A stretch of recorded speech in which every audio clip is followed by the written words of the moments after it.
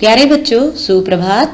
कक्षा 8वीं, विषय संस्कृत, पाठ्य पुस्तक रुचिरा भाग 3। उपविषय है पाठ 1 सुभाषितानि और गृह कार्य हल। बेटा, आज हम पाठ 1 व्याख्यान 2 में शेष बचा हुआ अनुवाद पढ़ेंगे व गृह कार्य हल भी करेंगे। आइए पढ़ते हैं अपना व्याख्यान। श्लोक है, पुष्प पत्र फलश्छाया मूलवल्कल दारुभिः धन्यामहिरुवाः येषां विमुखं यान्ति अर्थिनः। पुष्प पत्र फलश्छाया मूलवल्कल दारुभिः धन्यामहिरुवाः येषां विमुख यान्ति अर्थिनः। अर्थात अन्वय के माध्यम से जानते हैं महिरुवाः पेड़ों से, येषां जिनसे, अर्थिनाः याचक। अब धन्य धन्य है। पुष्प पत्र फलश्छाया, पुष्प फूल, पत्र पत्ते, फल फल, छाया छाया, मूल जड़, वल्कल छाल, दारू भी लकड़ियों से। अनुवाद क्या है? पेड़, फल, फूल, छाया, जड़, छाल और लकड़ियों से संपन्न है। उनसे याचक कभी खाली हाथ नहीं लौटते। किस प्रकार अनुवाद होगा? पेड़, फूल, पत्ते, फल, छाया, जड़, छाल और लकड़ियों से संपन्न है और उनके पास से कोई भी याचक निराश नहीं लौटते। अर्थात पेड़ों से हमें अनेक वस्तुएं मिलती हैं और इनसे कोई भी याचक खाली हाथ नहीं लौटते। बेटा, जिस प्रकार पेड़ों से हमें सभी वस्तुएं प्राप्त होती हैं, कुछ पेड़ ऐसे हैं जिनसे हमें फल मिलते हैं, कुछ पेड़ों से औषधियां प्राप्त होती हैं, पेड़ों से लकड़ियां प्राप्त होती हैं। अर्थात जब हमें गर्मी लगती है, हमें आराम करना है, तो हम खुद भी ये सोचते हैं कि हम किसी पेड़ की छाया में विश्राम करें। तो पेड़ों के पास जब हम कुछ लेने के लिए जाते हैं तो उनसे याचक कभी भी खाली हाथ नहीं लौटते। अगला श्लोक है, चिंतनीया हि विपदाम आदाएव प्रतिक्रियाः न कूप खननम युक्तम प्रदीप्तेव हीनाम गृहे।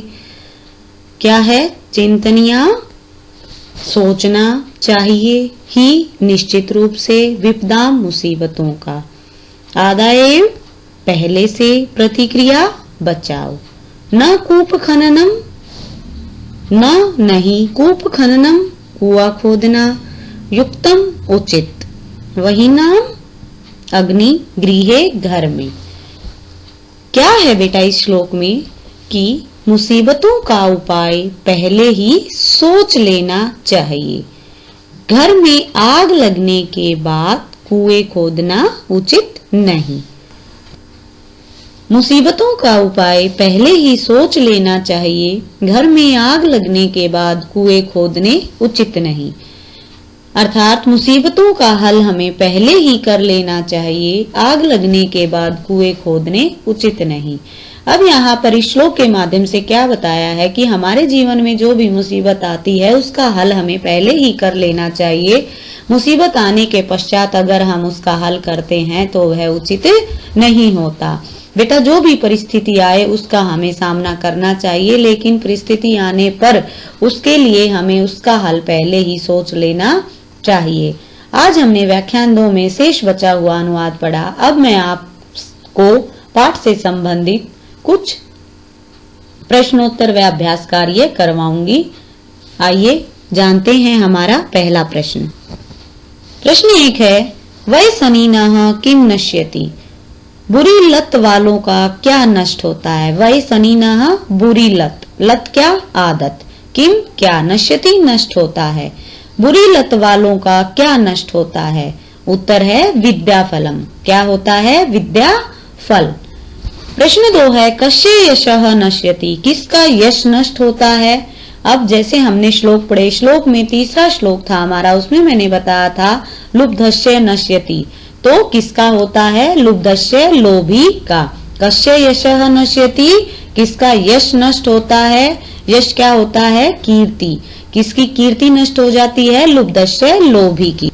प्रश्न 3 है मधुमक्षिका किम जनयति, मधुमक्खी क्या उत्पन्न करती है? जनयति पैदा करती है, उत्पन्न करती है। मधुमक्खी क्या? पीत्वाम रसम तु कटुकम मधुरम समानम, क्या कौन सा श्लोक था कि मीठे और कड़वे रस को पीकर मधुमक्खी हमेशा मीठा शहद ही उत्पन्न करती है, यानी मधुरता ही उत्पन्न करती है। तो उत्तर क्या हो जाएगा?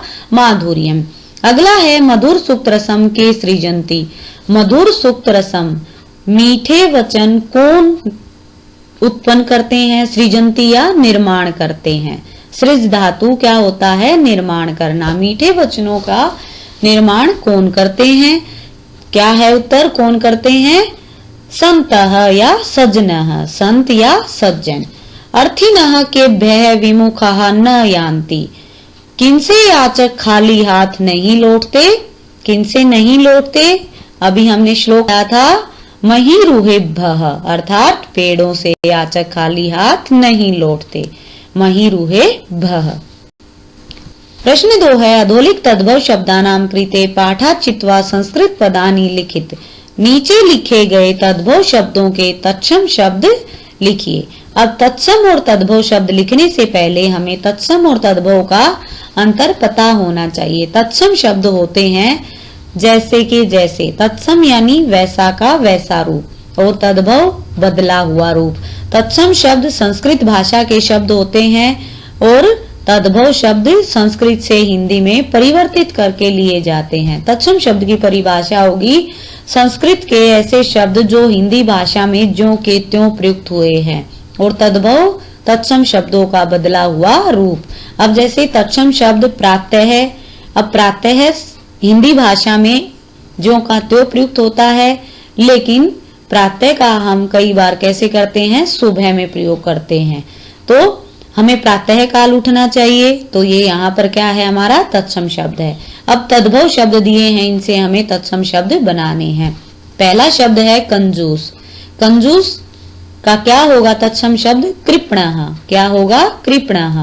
कड़वा कटुकम, कड़वा कटुकम। पूछ पुच्छम, पूछ पुच्छम। लोभी लुब्धः, लोभी लुब्धः। मधुमक्खी मधुमक्षिका, मधुमक्खी मधुमक्षिका। तिनका तृणम, तिनका तृणम। अगला प्रश्न है नीचे दिए गए वाक्यों में कर्ता पद व क्रियापद छाट कर लिखो। अब बेटा सबसे पहले जब हम प्रश्न पढ़ते हैं, प्रश्न पढ़ते समय हमें यह याद रहना चाहिए कि वाक्य में क्या पूछा गया है और हमें किस चीज का विस्तार करना है। अब यहाँ पर कर्ता पद व क्रियापद, अब आपको यह पता होना चाहिए कि कर्ता क्या होता है और क्रिया क्या होती है। कर्ता आपने हिंदी भाषा में भी पढ़ा होगा, काम को करने वाला किसे कहते हैं? कर्ता, जिसके द्वारा काम किया जाता है, काम को करने वाला कर्ता। और क्रिया जहाँ पर काम के करने या होने के पता चलता है। अब काम का करना या होना कब होता है? क्रिया के द्वारा होता है। अब संस्कृत में आपने लकार पढ़े थे, अभी मैंने पिछले व्याख्यान में लकार पढ़ाए थे, तब मैंने खाद धातु को लिया था। लकार में जैसे खादती खादतः, तो वहां पर क्या था? वो हमारी क्रिया थी।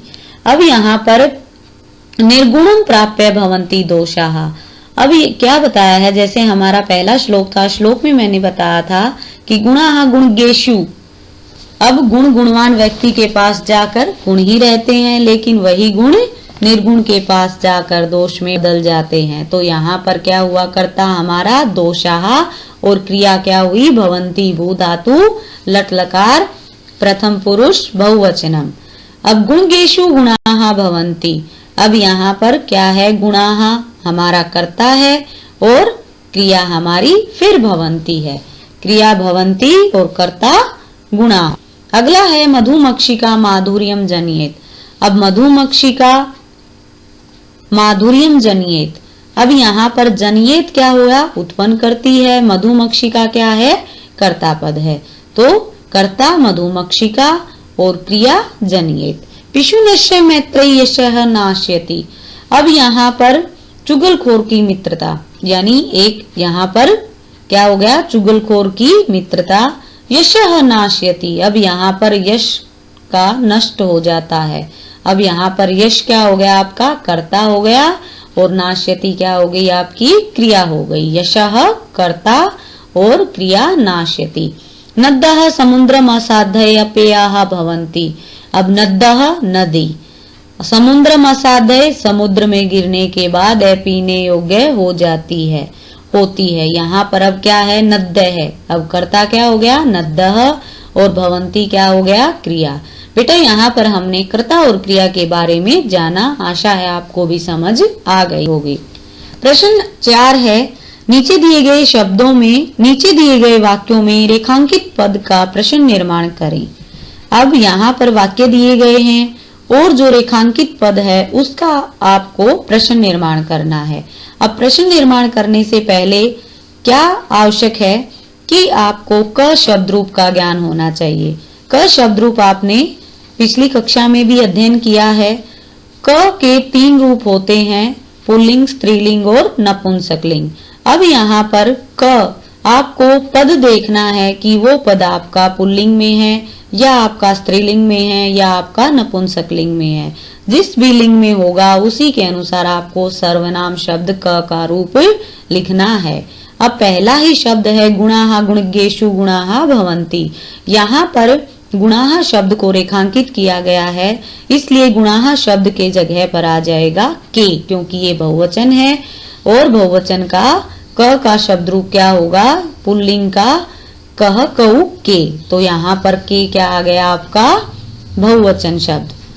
अगला है नद्दः सुस्वादु तोयाः भवन्ति। अब नद्दः नदी क्या है, आपका स्त्रीलिंग शब्द रूप है, इसलिए स्त्रीलिंग शब्द रूप का के, तो यहाँ पर क्या आ जाएगा, कहा, क्या आ जाएगा, कहा है आपका। अगला लुब्धस्य यशः नश्यति, लोभी का। अब ये फिर आपका पुल्लिंग शब्द रूप है और कश्य क्या है, लोभी का।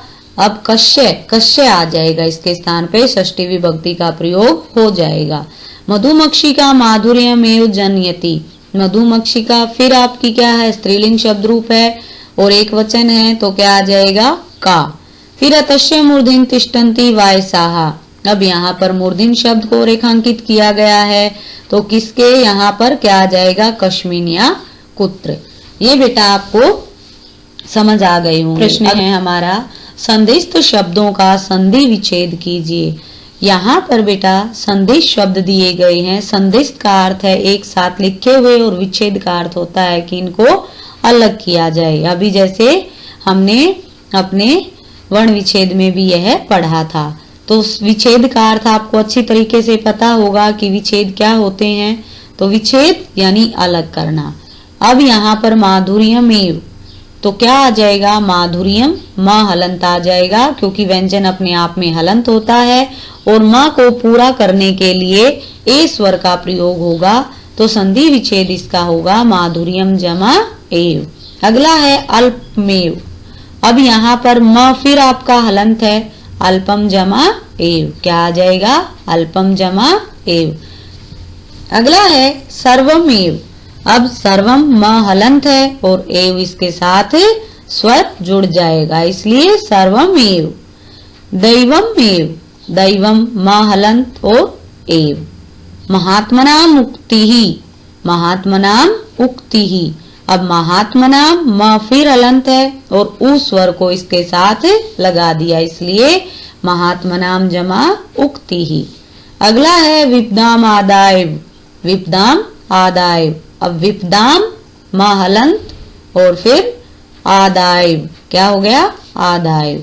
बेटा आज हमने अपना व्याख्यान 2 पढ़ा।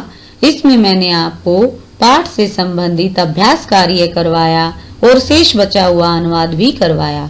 अब आपको अपनी हिंदी की उत्तर पुस्तिका में प्रश्न संख्या 1 व प्रश्न संख्या 2 लिखनी है, वह पूरा पाठ अभ्यास के साथ याद करना है।